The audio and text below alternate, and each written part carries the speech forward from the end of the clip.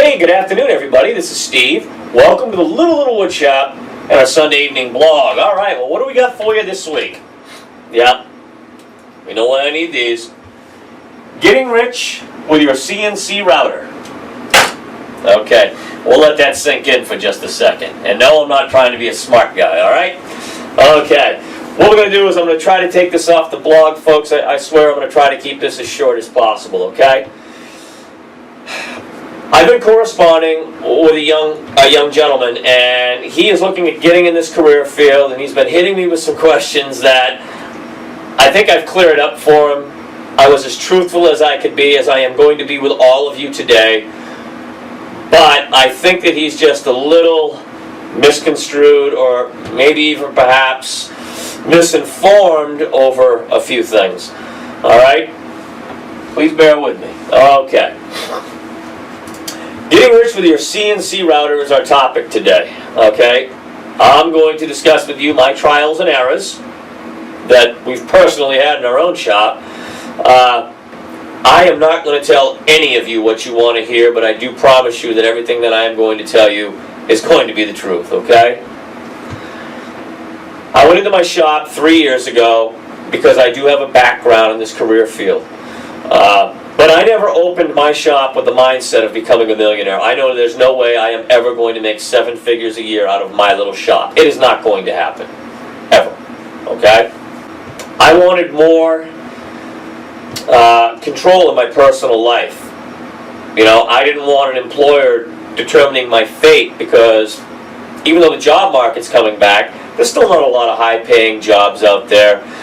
And who knows still how long you can have that job for. So I wanted control of my life. I didn't want to put it in the hands of somebody else, all right?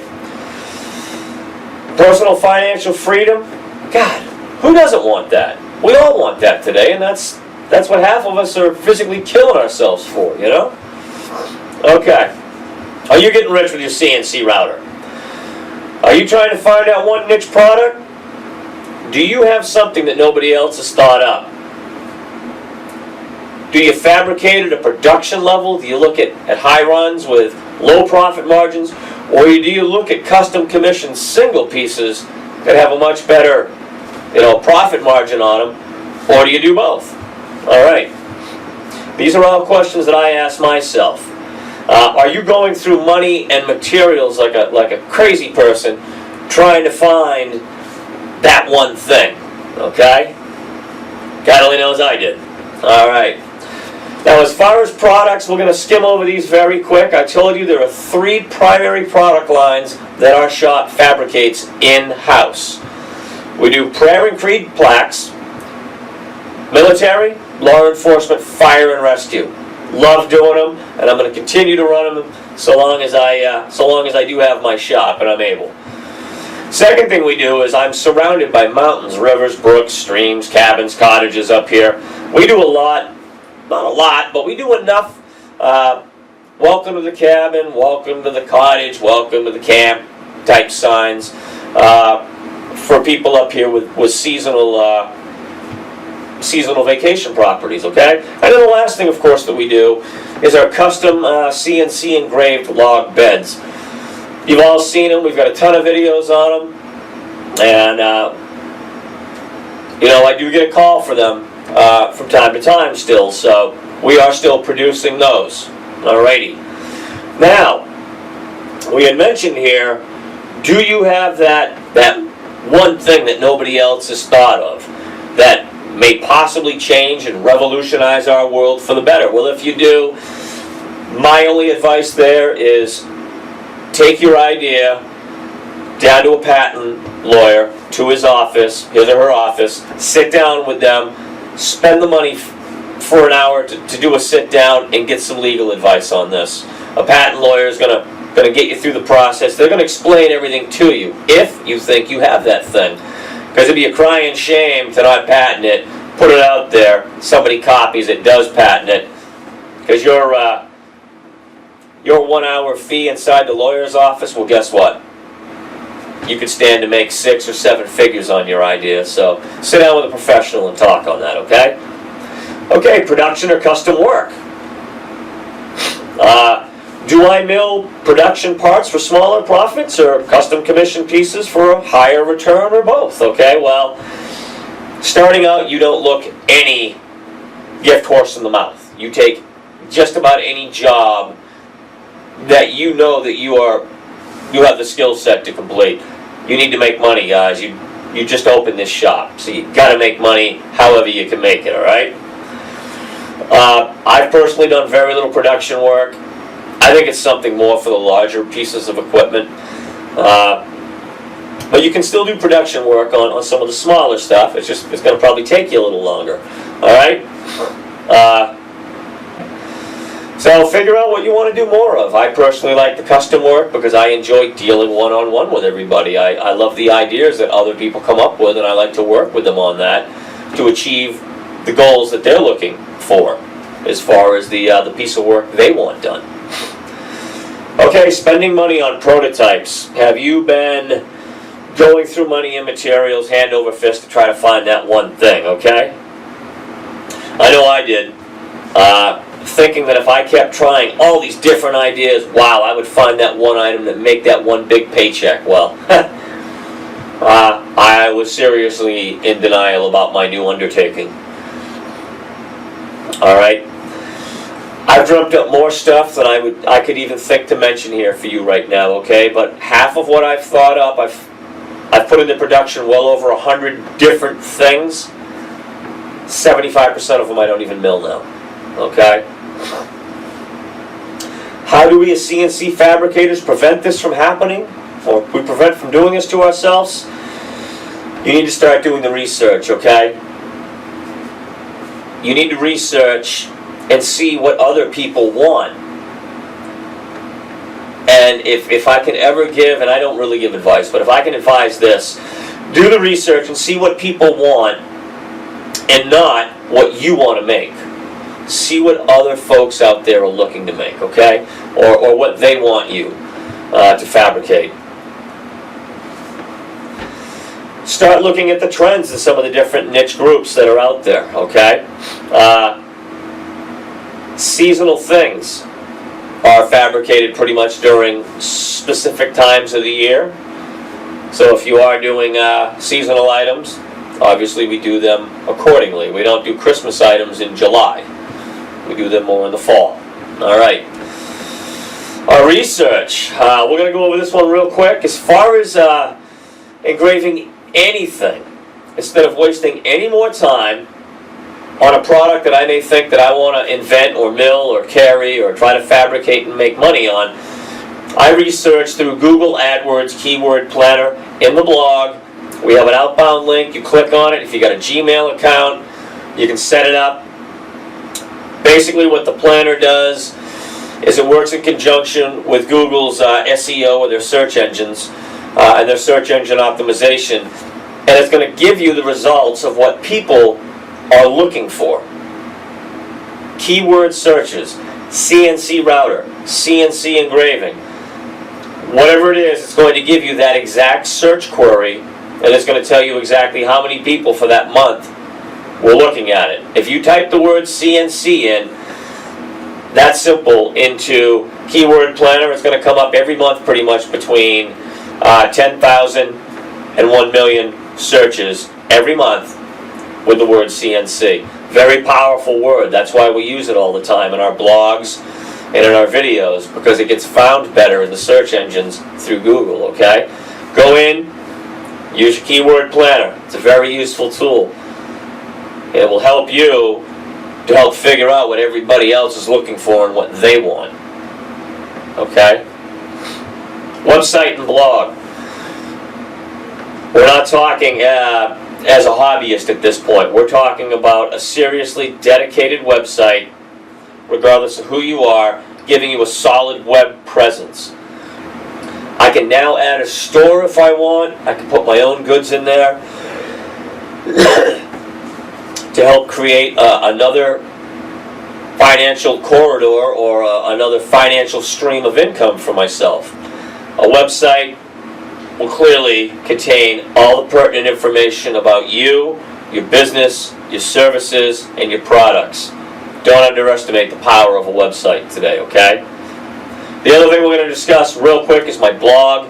To have a blog, it is a very useful addition to any website. It's a type of website that will contain posts relating to a specific niche business, lifestyle, or topic. In our case, we write about CNC, woodworking, and engraving, all right? The blog is a very, very useful item to have. Social media. In order to get rich today, you've got to be found. Without going into too great a detail, this is one of the largest ways to get seen. Social media requires nothing out of your pocket. It doesn't cost you a dime to open up a Facebook account, a Twitter account, G+, Pintreat. You know all the different ones out there, okay? It allows you to start joining specific niche groups within some of these social media platforms. You can start talking to other people about these specific niche topics. CNC, wood fabrication, woodworking, okay, whatever it is. You can start building relationships that were never before possible. Somebody living in Texas, one of my subscribers, wherever they are in the country, we can correspond. We can build and establish a solid relationship now. Okay? That wasn't possible 40 years ago. That was called a pen pal, excuse me, okay? Google AdSense. This is another way we have monetary gain. Starting out, it doesn't pay out a lot, folks, but what Google AdSense is an advertising service where Google will place ads on your website, blog, YouTube channels, all right? When an interested party sees that ad that's on your website, your YouTube channel, etc., and somebody clicks on it, you get a small amount of money. You're allowing other people to run ads, and Google sorts them out so that they are, niche website specific. You're not going to see somebody selling golf clubs on my CNC blog or my website, okay? But the money that I derive, it may not be thousands by any means, but every dime coming in with AdSense helps to pay for the hosting and the domain name, our www dot whatever, littlewoodshopblog.com, littlewoodshop.com. Our AdSense money that we make pays for those. So basically, we can be self-supporting, and AdSense can self-support our website presence as well as our blog, okay? Affiliations. You want to get ahead, you're going to need to affiliate yourself with others. Let's say you have another business locally, one that complements you. I wouldn't say go to another sign shop unless maybe you're looking to subcontract. Maybe they have an overflow of work. We're talking about a business that is very similar to yours, but complements you. You don't compete against each other. I have a woman in town who owns a sign shop, as a matter of fact. She's a vinyl graphic specialist. She does some incredible signage with vinyl. That's nothing I do, right? That's one type of affiliation. The other, not so much on our woodshop website or the blog at the moment, but we started affiliating ourselves with affiliate services like clickbank.com and shareasale.com. What they are their websites where you can go, you can sign up, you need to be approved, and it will give you a list of merchants.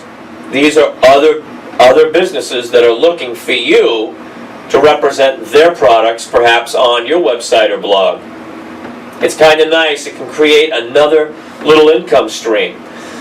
And it does for another business that I have. So I can list their items on my website or my blog, and when somebody comes in and opts in to buy something, I get a commission on a product that I don't have to ship, carry, keep in stock, any of it.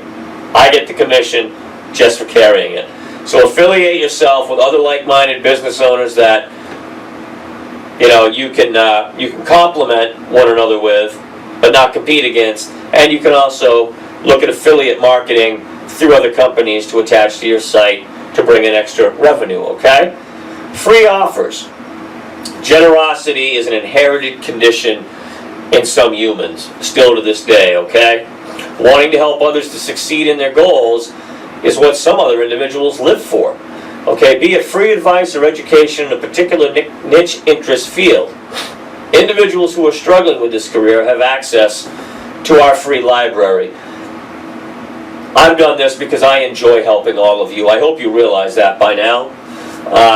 Whether I'm consulting any of you on questions you may have, or I'm giving you access to our free library, and I've told you time and time again, go in, download, take whatever you want. Please don't change anything, all right? But download it, do whatever you want with it at that point, and if I can help you make a few bucks, that's what it's put in there for, okay? But what's nice is a lot of these free offers that we put out there get shared amongst you, and the next thing you know, it drives enough curiosity that I'm now bringing traffic in. So a little bit of generosity still goes a long ways today, okay? And last but not least, the mindset that you need today. I don't care what business it is, but the mindset that you're going to need to get rich with your CNC router, okay? Any mindset that you have is that you can do whatever you put your mind to. Failure is not an option for me, so you need to find the tools and the skills necessary to keep you going. Getting rich with your CNC router is no easy task, all right? Perseverance and repetition. Wash, rinse, repeat. Repetition, repetition, repetition. You will get noticed. Never give up on believing in yourself. That is my get rich with your CNC router pitch today, okay? As always, folks, I thank you very much for following me, for supporting us up here in our shop. I hope that you didn't find this article too poor or too poorly written, but I tried to be as factual and as truthful with all of you as I could. I've never tried to sell any of you anything, and I've never tried to put my hands in your pocket. But I also don't want anybody to be misconceived over what they're getting themselves into, all right? Everybody, you have a great weekend with you and yours. Again, thank you for your support. We can't wait to see you Wednesday for our midweek shout-out, but please enjoy the rest of the weekend with you and yours. Be safe, have fun. We'll see you Wednesday. Bye-bye, everybody.